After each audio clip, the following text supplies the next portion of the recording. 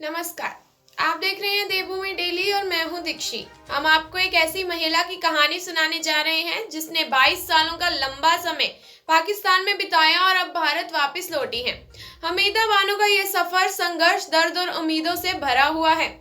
उनकी कहानी सिर्फ उनकी नहीं बल्कि उन हजारों लोगों की आवाज है जो आज भी अपनी पहचान और परिवार के लिए लड़ रहे हैं।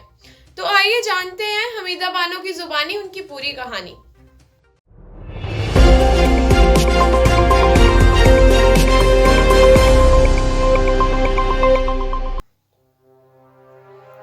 हमीदा बानो का जन्म उत्तर प्रदेश के एक छोटे से गांव में हुआ था।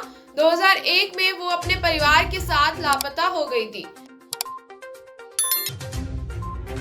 मेरे को मेरे बच्चों से बिछड़ने का था, मैंने कुछ भी नहीं लेकर गई।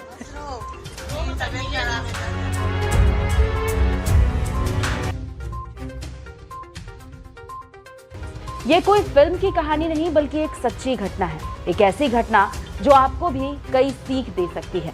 मुंबई की हमीदा बानो, जिन्होंने एक ऐसा सपना देखा जो पूरा होने से पहले ही टूट गया और फिर एक ऐसा झटका लगा जिससे निकलने में 22 साल का वक्त लग गया।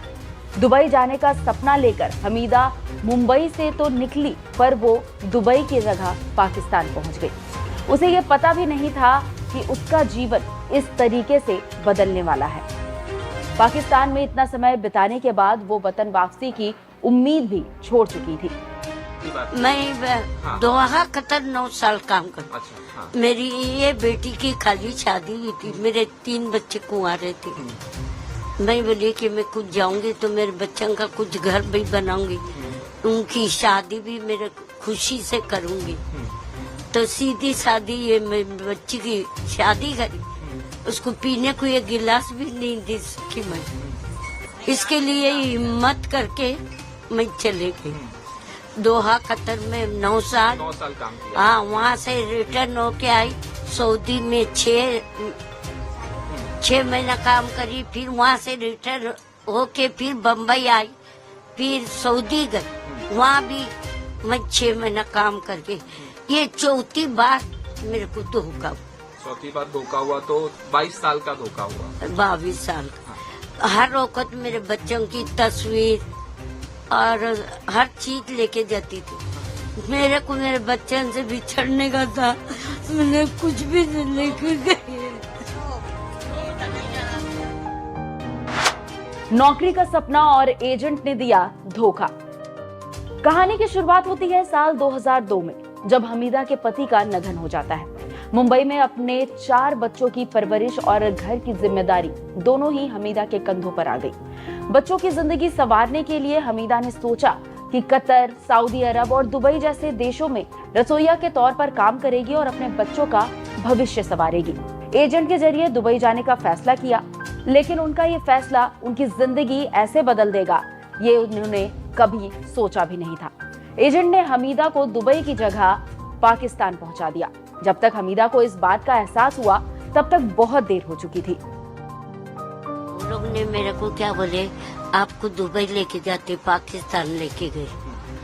वहाँ से फिर हम लोग को है ना, हम साथ में 5 औरतें थे। 5 में से 3 तो समझो कम उम्र के थे। वो लोग को क्या मालूम किधर छोड़े। हमारे को हैदराबाद 3 महीना रखा। हमारे को वो खाने के लिए बहुत तकलीफ हुई। ऐसी तकलीफ हुई, हम 3 महीना ये नहीं मालूम क्या चीज है। सही है, ऐसा करके हम 3 महीना उधर तो गुजारे। फिर वो बोला आज तुम्हारे को जॉब लगा था, कल लगा था। 3 महीना गुजर, फिर बोले किसी से बात नहीं करो, किसी से दुआ सलाम नहीं करो। मैं बोली ठीक है। ये 3 महीना हुए के बाद हम लोग ने क्या करे, खिड़की में से कूद के भाग के हम लोग आए मंगो पीर। वहाँ एक मजार में रुके, वहाँ रात कैसा भी गुजारे। फिर ऐसे ही भटकते फिर एक आदमी मिला। आप लोगों को वो समझा हमारे पास पैसा भी सब बहुत है। मैं बोली हमारे जरूरत के उतना पैसा है, पैसा ज्यादा नहीं। पाकिस्तान में संघर्ष भरा रहा समय। पाकिस्तान में हमीदा को एक एक पल गुजारना भारी पड़ रहा था। ना तो कोई जान पहचान वाला था, ना ही कोई सहारा। पहले कुछ समय तक वतन वापसी की तमाम कोशिशों के फेल होने के बाद उन्होंने वहां की जिंदगी को स्वीकार कर लिया था। कराची के एक व्यक्ति से शादी कर ली, पर कोविड में एक बार फिर हमीदा से उनका पति छिन गया, जिसके बाद वो अपने सौतेले बेटे के साथ रहने लगी। देने वाले क्या बोले, तुम्हारे साथ मर्द है तो हम मकान देंगे। मैं बोले पाकिस्तान में ऐसा कानून है कि मर्द रहे तो घर देते और नहीं मर्द रहे तो घर नहीं देते। तुम्हारे घर के लिए हम किसी चलते फिरते आदमी का हाथ पकड़े गया, हम कैसे आपको पता चली? तो हैदराबाद पाकिस्तान में, इंडिया में आपने बोला? नहीं, पाकिस्तान में भी है। अच्छा। हैदराबाद, हैदराबाद, सैदाबाद इंडिया में भी है, मगर अपने बम्बई के जैसा हैदराबाद नहीं है। हाँ। फिर क्या हुआ? फिर वहाँ आपको मकान? फिर मकान में रहे और किधर जॉब देखने को देखे, बोले क्या हम किधर से आए। पहले तो हाँ करके बोलते थे, हम जब तैयार होते तो बोलते नहीं तुम बैठो, तुम्हारे को काम मिल जाएगा तो फिर लेके जाओ। फिर हम लोग क्या करे, वो मेरे साथ वाले के पास सोने का कड़ा एक चूड़ी थी, वो हम लोग बेच के एक छोटी मोटी दुकान खोले। बोले काम नहीं मिलता तो चलो इसी में अपने पेट का गुजारा करेंगे। मैंने बोली ऐसे ऐसे बात है, वो आदमी मेरे पीछे पड़ा है। हम झूठ नहीं बोलते, हमारा ताल्लुक इंडिया से और हमारे को झूठ बोलने की आदत नहीं है। और फिर बोले अम्मा ऐसा वो घर में नहीं रहो। 2 जवान बेटे थे और वो बहुत जैसा उम्र वाले थे, तो उन्होंने मेरे को संभाला। 12 साल रहे वो, फिर मर गए। फिर उनके बच्चे उनके पास रहे। यूट्यूबर ने जगाई उम्मीद। 2002 के बाद समय बीतता गया, सारे रास्ते बंद हो चुके थे। तभी हमीदा के लिए एक यूट्यूबर उम्मीद बनकर आया। वलीला मारूफ ने अपने यूट्यूब पेज के जरिए हमीदा की कहानी दुनिया तक पहुंचाई। वीडियो भारत तक भी पहुंचा। हमीदा की बेटी ने जब ये वीडियो देखा तो उसकी खुशी का ठिकाना नहीं रहा। फिर मारूफ के जरिए ही हमीदा अपनी बेटी से बात कर पाई और एक बार फिर हमीदा ने वतन वापसी के सपने संजोना शुरू कर दिए। थी ना, वो लड़का हमारे पड़ोस में वलीला मारूफ रहता था, वो जाके उनको लाया। मैं बोली कि ये कौन है, तो बोले ये वीडियो बनेगा ना, आपके बच्चे मिलेंगे।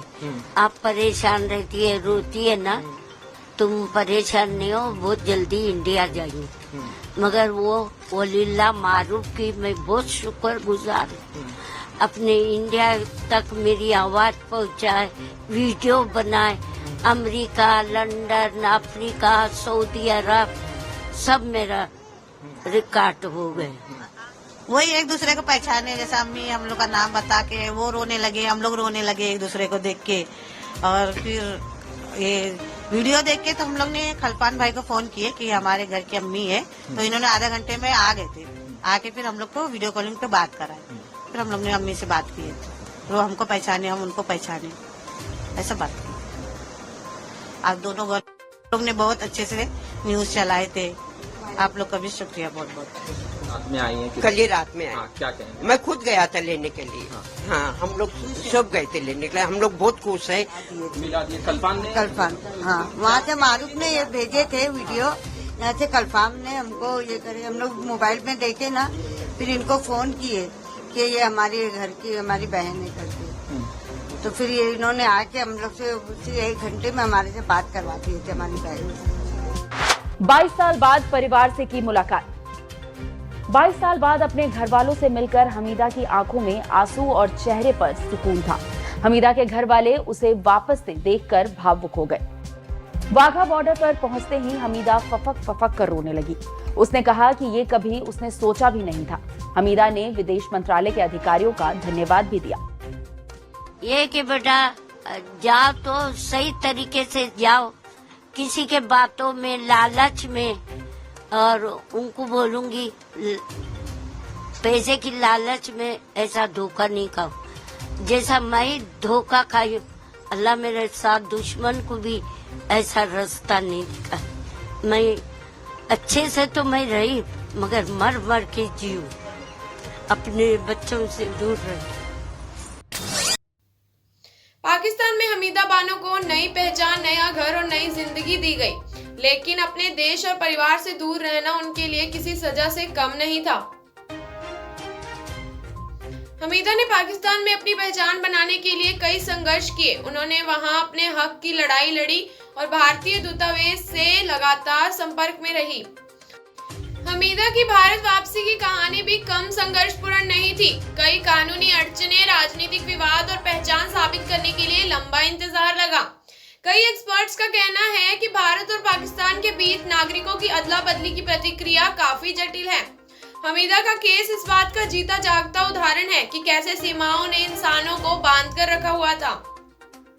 2023 में आखिरकार 22 साल के लंबे इंतजार के बाद हमीदा बानो अपने देश वापस लौटी। ये पल उनके लिए कैसे रहा होगा? हमीदा बानो की कहानी हमें यह सिखाती है कि उम्मीदें कभी नहीं छोड़नी चाहिए। उनकी जिंदगी ने साबित किया है कि इंसानी जज्बा हर बाधा को पार कर सकता है। ये कहानी उन परिवारों के लिए है, एक प्रेरणा है जो आज भी अपने प्रियजनों के वापस लौटने का इंतजार कर रहे हैं। तो यह थी आज की खास पेशकश, यही खत्म होती है। हमीदा बानो के संघर्ष की ये कहानी हर दिल को छू जाने वाली है। उम्मीद है कि ऐसी घटनाएं दोबारा ना हो और हर इंसान अपने घर और परिवार के साथ खुशहाल जीवन जी सके। धन्यवाद।